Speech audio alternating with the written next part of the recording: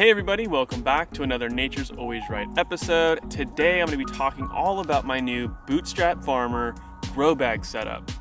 These are 10-gallon grow bags and you can find them on bootstrapfarmer.com. They're about $3 a piece. Today I'm going to show you how I'm building out the entire irrigation system for it and why I'm using these in the first place. So the idea behind these grow bags is to have additional grow space outside of my main for-profit beds that are more for higher rotation, higher profit margin stuff. These I can grow peppers, extra tomatoes, more chard and kale. I can use them to have a more protected area. I plan on setting up some shade cloth for these as well as the season goes deeper into summer. So it's going to be a big experimental area, a place where I can grow more food and I don't have to put any permanent beds in. These are also going to be used for an idea of growing plants that I can sell as an adult size to my customers. So I want to grow some different plants like peppers, so I'd sell a whole pepper plant maybe with some basil, cilantro, some other things, maybe a tomato plant, and then they could create salsa, chard, kale, collards, some lettuce, so they could make their own salad mix or smoothie mix, some culinary herbs so that they always have access to that. So even if you're in an apartment or you have just a small backyard, it's a way of having a little mini garden that's also movable. So it's just kind of a fun little idea. I'm trying to experiment with other ways of creating revenue streams for small market gardens. So in the grow bag themselves, I just have my really good compost from my local soil maker here, blended in with 20% perlite. And depending on the crop that I'm growing, I'm gonna mix in different either fertilizer or mineral supplements for them. So my greens, such as lettuce or kale and chard, I'll probably just add azomite rock dust for some minerals, and that's it, because they grow really well in just straight compost. The same thing with herbs. Now for the peppers, tomatoes, cucumbers, eggplants, anything fruiting, I'm gonna add in a 3-6-4 fertilizer to have more potassium and phosphate in there. I will also add the azomite in order to produce really good fruit throughout the season. So I'm doing that in order to save money and feed the plants based upon what their needs are going to be, but I have my really great base soil to start with. So if you're gonna do grow bags, I'd recommend blending in 20 to 30% perlite or vermiculite. I chose perlite because it was cheaper and my soil maker only had access to perlite. I would have liked to use vermiculite because that holds water much better than perlite does. So that helps you guys figure out what you'd like to do. Now, the main part of this episode is going to be how I'm setting up the irrigation for the grow bags. There's lots of ways that you could do this.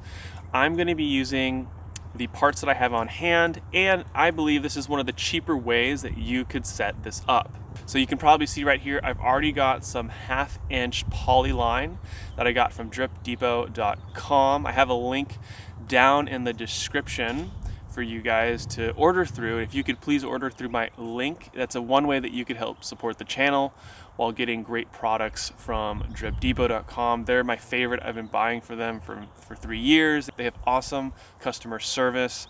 They've always taken care of me whenever there's some issue or problem, and it's all based in America.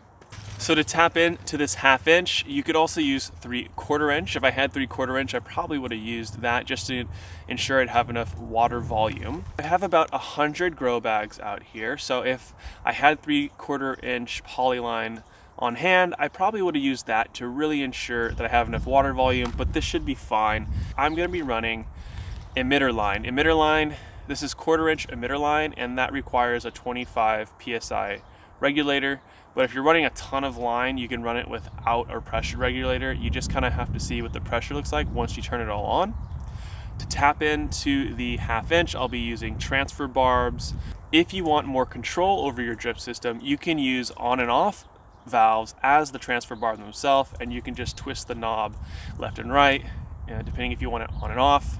If I take a bag out of my system, I'll show you this, but all you'll need to do is just tee it off, take some electrical tape and wrap it around.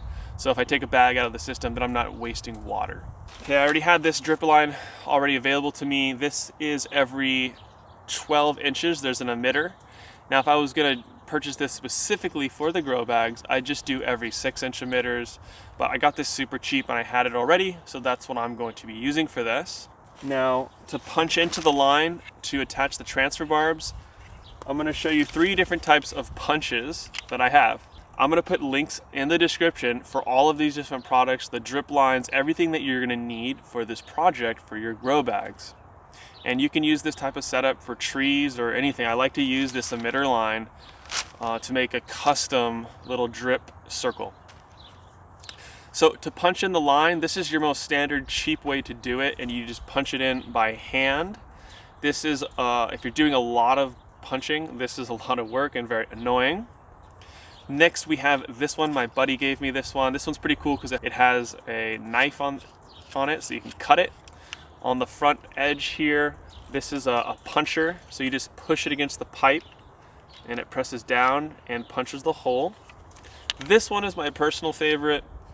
I believe this is made by Rainbird, or different companies make it, but you can see as I squeeze it, the punch is right there. Fits right in on a piece of 1/2 inch. You can get them for 3/4 inch as well.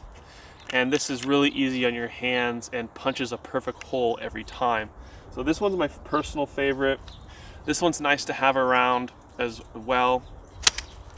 Typically though, to cut any lines like the 1/4 inch or the 1/2 inch, I'm just using my sharp Felco hand pruners. I use these things for everything, whether it's drip, chopping out bigger plants, pruning, using it for all sorts of things. I love these. These are multi-purpose. I've had these for about 8 years and they're just fantastic. I'll put a link in the description for these as well. Then of course, you're gonna want some electrical tape. Electrical tape is a godsend when working with irrigation. You can use it to close off leaks in your irrigation if you have a little perforated hole. I have a video all about how to do that. And you can also use it to tie off ends. You don't need to buy those figure 8s, save some money. Just take your 1/2 inch or your 1/4 inch or your 3/4 inch, bend it in half, and then wrap some tape around that really strongly, and you'll have no issues with any leakage. Okay, so now I'm gonna show you up close how I'm gonna set this all up for each individual grow bag. I already have my grow bags set up in the places I want. I have my pathways set. I just need to set up my irrigation lines and then start planting. So my 1/2 inch is connected to that main irrigation station over there. I've run the 1/2 inch here. The green switch here, that's connected to this 1/2 inch, which goes to my grow bags. And I just used some 90s to attach it to the grow bags and get it situated really nicely. So right there I put another 90. I ran it over to the other side. I ran it through one of the handles to make it stay in place. I ran it back across, 90'd in, back across through some handles, and ended right here. And the reason I wrapped around like this is to make it less of a distance for my emitter line to reach the different bags. And I just ran the emitter line kind of in between the rows of bags here. I'm doing this as simply and as cheaply as I possibly can. So you can see I've already planted a couple things here, and I'm just going to show you how I'm going to punch into the line, attach the transfer barb, and how much I'm going to wrap the 12-inch emitter line in here. Now the typical rule for 1/2 inch poly line is you can run 200 feet of it and still maintain the pressure that you want. And I'm gonna run, I don't remember exactly how many gallons per hour these emitters were, but these are usually around 1/2 gallon per emitter per hour. So I'm gonna run 3 drippers per pot. That way I'm getting really good coverage throughout this whole pot. So I'm gonna actually go and, so what I'll do is I'm gonna connect one and show you guys how to do it. But before I do this all, I always recommend doing things in bulk steps. So what I'll do later is make 100 of these with 3 emitters on them. But for now, I'm just gonna connect this to show you guys. So 3 drippers should give me the right amount of coverage and should give me enough water so that I don't have to run this for multiple hours. But we're going to see how it works once we turn it on, and we can make adjustments from there. But dripdepot.com has a really good calculator, so you can figure out the exact amount of gallons per hour, how much hose you're attaching, and all of that. So I'm going to use my favorite punch here. You just put it on over, squeeze it, puts the hole in there. Then I will put my transfer barb on, attach, and I am not going to close off this end yet with my tape because I want to run this whole system and blow out the lines to make sure that anything stuck inside of here is launched out. I can actually see a spider web and some dirt in there. And the reason we blow it out is to prevent any clogging of these emitters. We want to have really clean lines. Then we'll close this off and wrap tape around it. And that's all you have to do. And if you really wanted to secure these lines in here, what you could do is you could use a garden staple, which I may do. Those are pretty cheap. I'll put a link in the description for that as well. You could also, really cheap, just use a rock. Put a rock in there to hold it down, and so that you can get the emitters really close to your plant. So now I'm gonna go and sit down, put a podcast on, and make about 100 of these. I'll put one transfer barb on, get it all prepared, then come back and attach it all to each pot. So I definitely recommend using gloves, maybe even some leather gloves that are thicker. And that's just gonna really help prevent hurting your hands, because when you're doing this over and over again, it puts a lot of stress on your skin. And had some leftover tubing I found too, so I don't have to spend any money on any of this tubing, which is really great.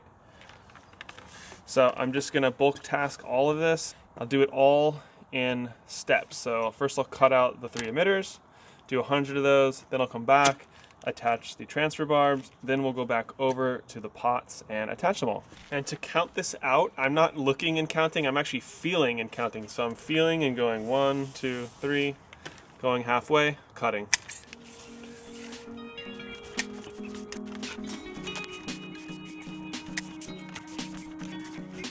Okay, now it's time for the transfer barbs. And I'm going to try to put the transfer barbs on the ends that are the longest, just in case I need a little bit extra distance to make it into the grow bag.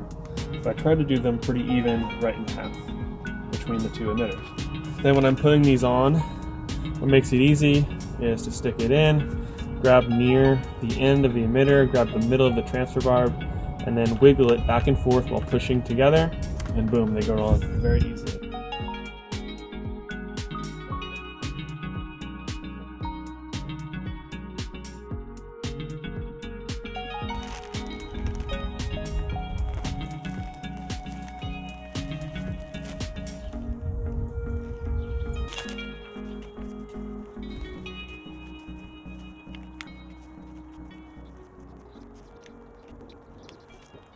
So I just wanted to show you guys some options with these that I was thinking about.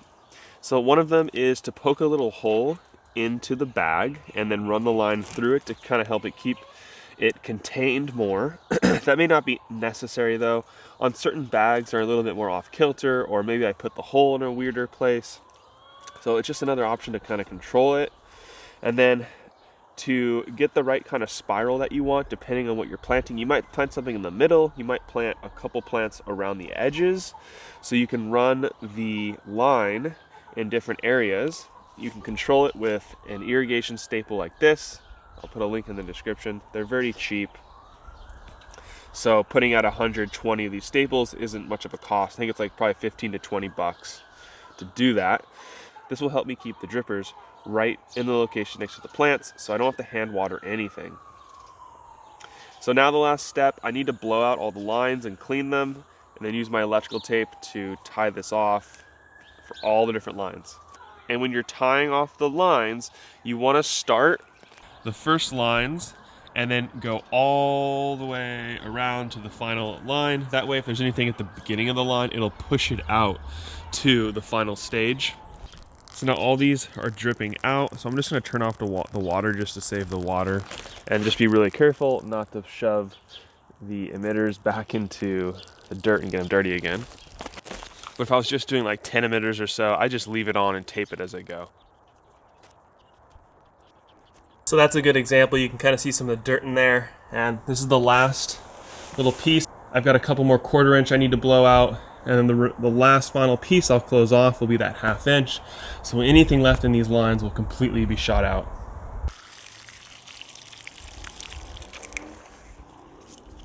Okay, so as you can see, absolutely enough pressure for the drippers for all of these different grow bags. So there's about 120 grow bags here, 3 emitters per little line, and I don't know, maybe 100 feet of 1/2 inch.